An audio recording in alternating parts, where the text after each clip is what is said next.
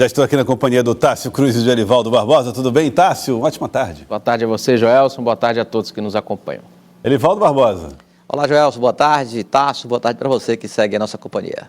Muito bem. Olha, vamos falar a respeito de política aqui no nosso Jornal do Piauí, falar a respeito de assuntos diversos, vamos falar a respeito de reforma na gestão Silvio Mendes, discutida e aprovada lá na Câmara. Teve debate na Câmara com isso? Sim, começou a discussão. Ela chegou semana passada e já está sendo discutida. Impressionante. Vamos trazer os assuntos aqui no nosso Jornal do Piauí. Mas antes, olha só, falar a respeito das informações que chegam de Brasília. Primeiro, ontem uma declaração do presidente do Banco Nacional de Desenvolvimento, Aloysio Mercadante. Ele fez uma defesa natural do aumento do imposto sobre operações financeiras, que é o IOF. O governo está com essa ideia, está com essa proposta. Ele falou que era importante fazer esse tipo de aumento do IOF. Você está vendo a imagem de Aloysio Mercadante, de grande história no Partido dos Trabalhadores. E ele fez críticas ao setor empresarial sobre a criação desse novo imposto. Segundo ele, há necessidade da criação do novo imposto e disse o seguinte, falou sobre uma possibilidade, uma alternativa. Se houver uma reclamação em torno do IOF, por que não taxar as bets, as casas de apostas, os sites de apostas, que estão corroendo o orçamento das famílias? Então pode ser uma alternativa, não cria o IOF e carga de imposto em cima das apostas no Brasil. O fato, Elivaldo Barbosa, é que o governo quer ajustar as contas, precisa de alternativas e vai criando possibilidades aí. É verdade.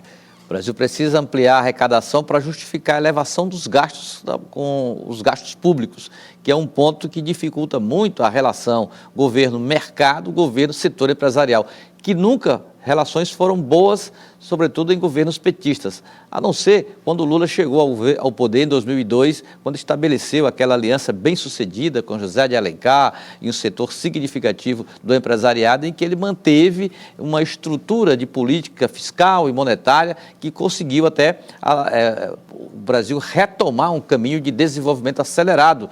Logo depois, o Henrique Meirelles no Banco Central, enfim. Mas hoje a relação é tensa. Governo, mercado, governo, empresariado e todos os setores, do agro à indústria, passando até pelo comércio e serviços. E essa declaração do presidente Aloysio Mercadante, como ele tem uma matriz política muito forte, foi deputado estadual, foi senador, foi ministro de governos petistas, ele tem uma marca petista muito grande, ele não faz questão de esconder isso e nem de menosprezar esse histórico.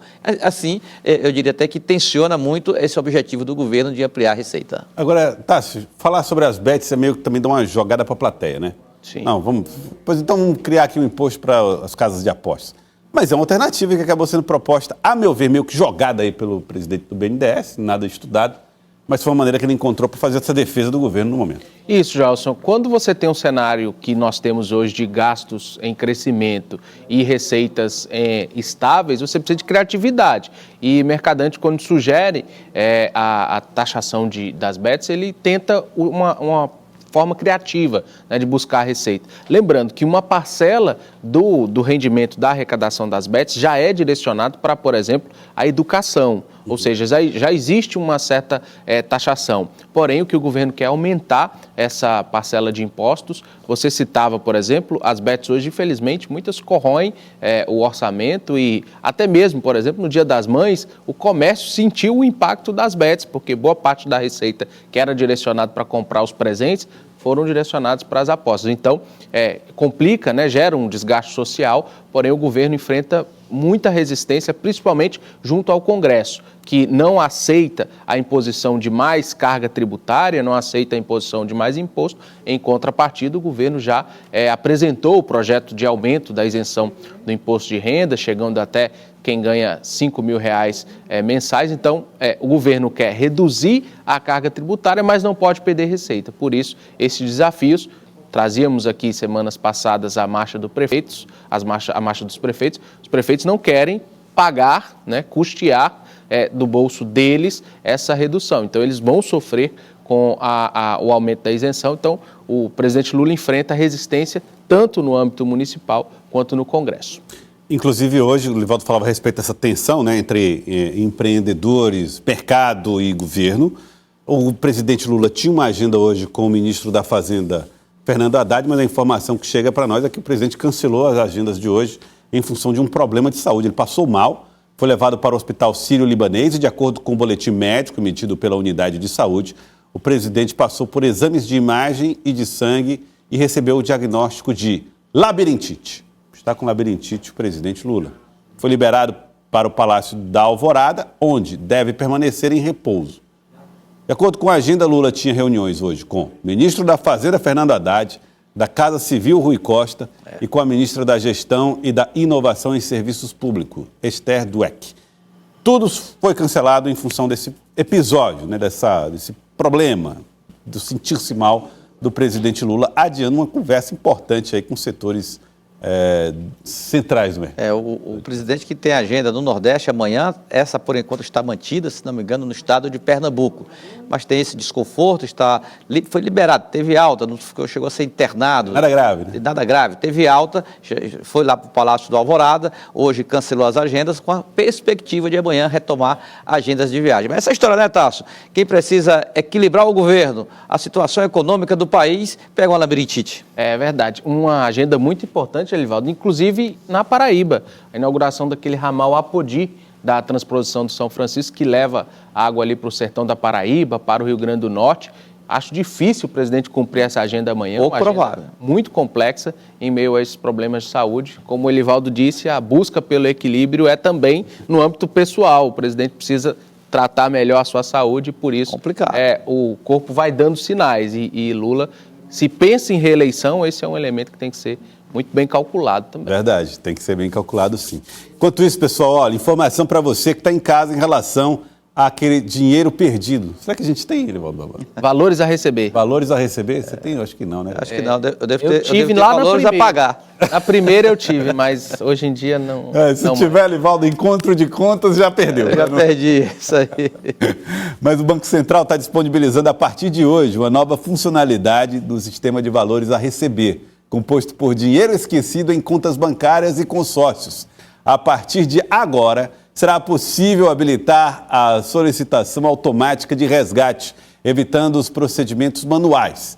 Para habilitar a função, é necessário acessar a página virtual do sistema com uma conta gov.br de nível prata ou ouro. E uma verificação em 2 etapas também. Você está vendo a reportagem do cidadeverde.com, que você pode acessar e pegar mais informações a respeito do assunto. Dinheiro esquecido, sem dúvida, eu não tenho, não. Inclusive, nós temos aí, deixa eu pegar aqui a informação sobre o passo a passo. Nós temos aqui a informação do passo a passo. Tá aí, tá a informação do passo a passo. Você vai acessar o Valores a Receber, né, no governo, o site do Valores a Receber no governo. Depois você vai usar o seu CPF ou seu CNPJ, no caso de herdeiros ou representantes legais, você informa a data do nascimento do falecido, enfim, está toda a sequência aí no cidadeverde.com para você acessar. E aí pegar esse dinheirinho aí a receber, se eventualmente você tiver, vai ser uma boa, hein, Tassi? Seria excelente, né? Mas infelizmente eu estou fora. Mas vale a pena porque são bilhões, Joelson. Muita gente que tem dinheiro a receber, contas que não foram mais utilizadas, contas bancárias, rendimentos. Então é importante que todos façam a conferência, porque final de mês, qualquer valor ajuda. Vou fazer a consulta lá, Elivaldo Barbosa. E se eu tiver alguma coisa a receber, vou dar para o Tasso. Presente de aniversário de casamento, hoje, 12 anos. 12, merece também, com certeza. Merece, já autorizo a partir de agora. Dalila merece mais. Né? Merece. Com certeza ela já recebeu o maior presente, que foi o amor. Sim. Humildemente ele corrigiu o curso aí. Em amor. Foi ele mesmo, né?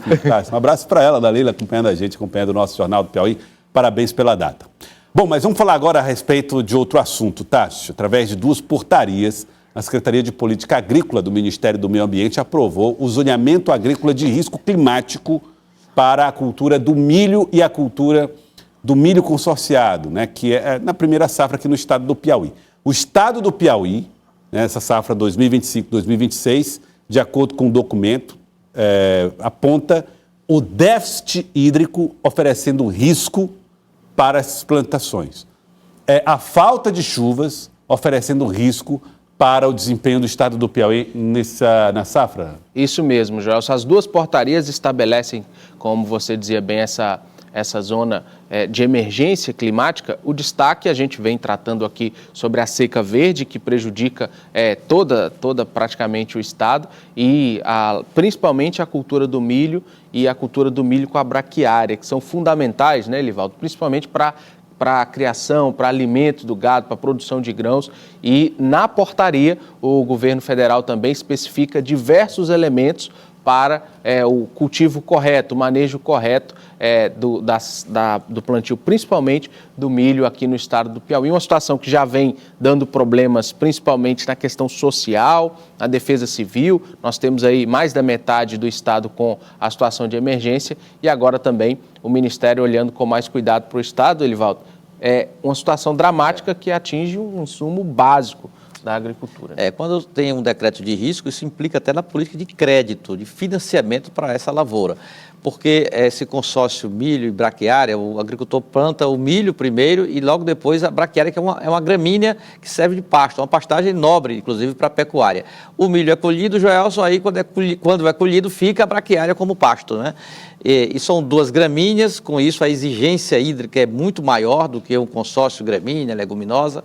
Soja e milho, por exemplo, milho safrinha depois da soja, para ficar ali de cobertura do solo, é uma situação de indicação, de orientação de plantio que tem implicações para o setor produtivo do estado do Piauí, com um quadro dessa forma, a não ser que sejam pequenas áreas e áreas irrigadas.